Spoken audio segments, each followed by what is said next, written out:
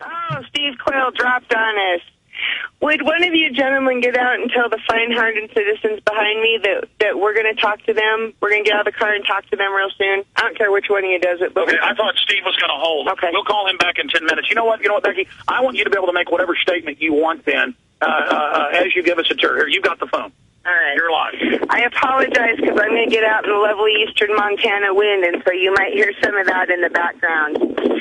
Two Rivers Detention Facility was built and is owned by Two Rivers Authority, which is the port authority that was created under Montana law as the economic development wing of the city of Hardin. This facility is built for, is accredited for, and has the authority for, and will only hold minimum and medium security offenders. And those, under the authorities, how we're allowed to operate, those offenders can only come from local, state, and federal jurisdictions. So that might be another county in Montana. That might be the state, dear listener, that you're sitting in right now.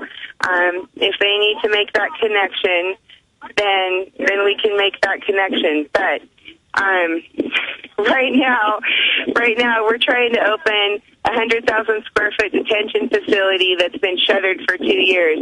Now, when we kind of cut out there, Alex was saying to me he saw some documents in the building. My explanation for that was the former contractee that was going to operate this facility had some plans. When they walked away from Hardin, they dropped everything and they walked away. They left everything from mustard packets and plastic spoons and crumbs and desk drawers to the documents that Alex was referring to letterhead. So right now, as we come in, we're doing a couple things. We're cleaning this place head to toe, and we're making sure that it's ready for whoever comes in and contracts to take care, to hold offenders here. And I want to make it clear that that's always going to be local control. It's always going to be the people of Hardin who have the final say on what offenders are held here, and they will be only minimum and medium security offenders. And now I'm going to give this phone back to Alex, who's been visiting with my neighbors here in Hardin, and we're going to give the nickel to her. But I'm going to give the phone back to you, Alex, so that I can accommodate my other guests. Okay, great. Thank you. Spokesperson Alex, for American Police Force. Yes. Alex, I just want to point out that our intel is pointing to the parent company being called DPS. That's what a story we're developing right now at the moment. VPN? DPS, sir. Okay, it's very hard to hear you in this wind. Say it slowly.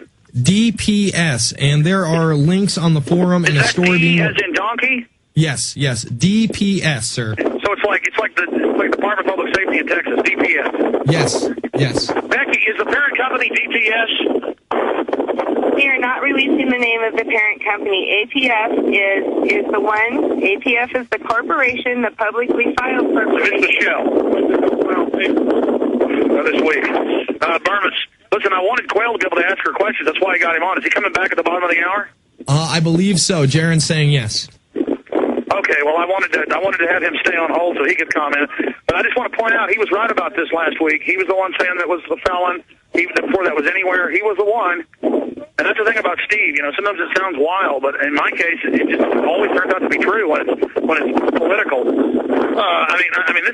This is wild, Berman. And let me say this, Alex, the headline over at USA Today in the first paragraph, let me read it for listeners. A secretive California outfit called American Police Force is taking over a 2-year-old never-used prison in Hardin, Montana that was briefly considered as a possible spot for Guantanamo prisoners. So that is in the first paragraph of USA Today. We are checking our sources here. It's right in front of me. And again, I think that they're using this Guantanamo prisoners excuse to say, yes, this will be a training facility for foreign troops and mercenary operations. That gives them the excuse. Guantanamo West. And I want to be clear.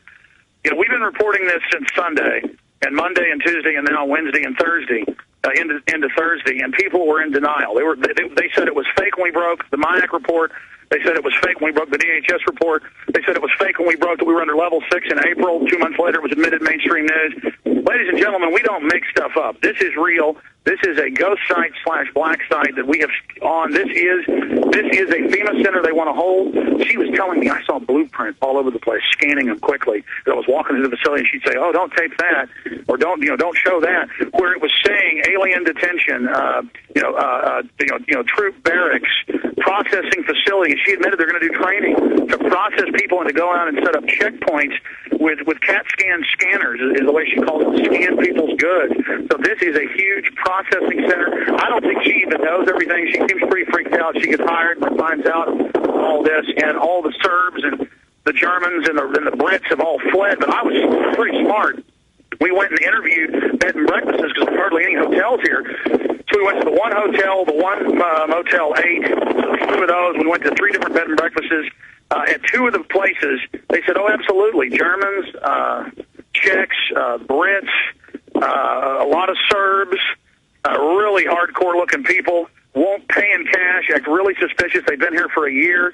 I mean, this is insane what we're dealing with up here. And they're just trying to act like it's all fine. We're not going to tell you our parent company. Everything's fine. Everything's wonderful. I mean, this is bizarro land. And then they tried to start patrolling the town with their vehicles. That blew up in their face. This is insane. Well, another question I would ask her is if those documents indeed are contracted by a different entity that is no longer involved. What entity is that? Surely she can tell you who that is. If she can't disclose, she won't disclose who the people who were going to make this Guantanamo West were, even though those documents were up everywhere, and she's saying that they left these documents at quote-unquote mustard packets. She won't say what company that is. Why protect a company that's no longer involved in this detention center, Alex? I think we're going to find it's AFC. I think we're going to find it's the MPS. This is just so incredible and so fast-moving. Again, within the past couple hours, the Associated Press... FEMA camp. Hey, folks, you want the real deal. Here we are at a real live FEMA camp where they've announced that's what they wanted for. Totally secretive with foreign mercs running it, admitting they want to expand it at a 15,000 other acre facility they want to build. There's a British architect here in town designing it. This is the real deal, okay? This is a real live ghost site FEMA camp in the making on a silver platter for everyone. This is the shadow government system. As all the old intel people told us decades ago, they said they will be run by foreign mercs. Everything the old militia guys said is absolutely true because they were all in the military, they were all in intelligence, they were all in Africa and Asia and Latin America and the Middle East and saw how it was done there. And that is exactly what's being set up. They targeted this town because it's so poor so they could take it over. They have this Two Rivers Authority muscling around. The former director of this place, his wife's running for mayor. I mean, this is serious, and it is dangerous, ladies and gentlemen. I'll tell you that right now, because they do have operators and people following us. We've been getting followed by white sedans. When we try to go and videotape them, they speed off. So this is serious business here in Hardin, Montana. And Steve Quayle going to come up in the bottom of the hour. He'd like to break some news with you, Alex, so hopefully you'll be able to join us in another 20 or 25 minutes. It is incredible. Once again, we have somebody who is a convicted felon, who has over a dozen aliases, who has over a dozen felony convictions, who is a million plus in the hole from civil suits he's lost, a person who has presented himself as an arts dealer, a person who has presented himself as a car salesman, as an entrepreneur, as a restaurant owner, and a foreign merc. It blows my mind, Alex. And this is who the New World Order uses. This is the shady criminals, 14-time felons they use as cut-out fronts. The New World Order is a criminal rogue government operation to rape the hell out of the American people, the people of the planet. If they greased 1,300,000 Iraqis, they'll do it here too, ladies and gentlemen. That's why they stage the terror. That's why they do all of this. That's what this country's run by. It's criminals looting the hell out of us. And it continues and continues and continues. And again, this facility started in 2007 under the Bush administration. They waited for the Obama administration to come in as the economy is gutted. And now Obama they're is saying, looking at Montana, 2 different facilities. This one is yes, and they're integrating again. I am at a triple confirmed Merc-run facility where they're going to build a giant induction center to search everybody as you go into it. You don't search and CAT scan luggage of prisoners. I mean, she admitted they're doing airport-style training, and they're going to train police, you name it, foreign mercs, militaries, everything here. Just unbelievable. She said it's a one-stop shop. And I'm sure it will be confirmed that Blackwater is involved within the week, if not within the next couple of days. Again, we are encouraged. Watson saying in his story that I believe from memory, I'm out here in the middle of a concentration camp field, that it's confirmed Blackwater, that AFP brags they work with Blackwater. Yeah, absolutely. From the screenshots and them trying to take certain links off their website, it becomes irrefutable. And now, again, we're having listeners call in with double confirmation saying they have contacted Blackwater and they have confirmed that they do have units moving into Montana as we speak. Listen, that's not just Steve saying that. I have people at grocery stores telling me. I have people that run bed and breakfasts telling me this. I have listeners calling in going, yeah, you drive along and there's troops crawling all around the side of the road and up the hills, and there's helicopters. But then I go in another bed and breakfast this morning, knock on the door, lady invites me in for coffee. She goes, yeah, I go out and look for dinosaur bones and pick flowers, and the Blackhawks fly right over. She said, this just happened to me last week, just right outside town, because there's all these Indian arrowheads and fossils, and she was showing us dinosaur little fossils she found and stuff, dinosaur teeth, dinosaur gallstones, or stones, all this crazy stuff, and everybody we talk to is being harassed. This whole place is crawling, and this is real. Alex on the ground in Hardin, Montana. We'll be back after this. It's the Alex Jones Show, Infowars.com, and PrisonPlanet.tv.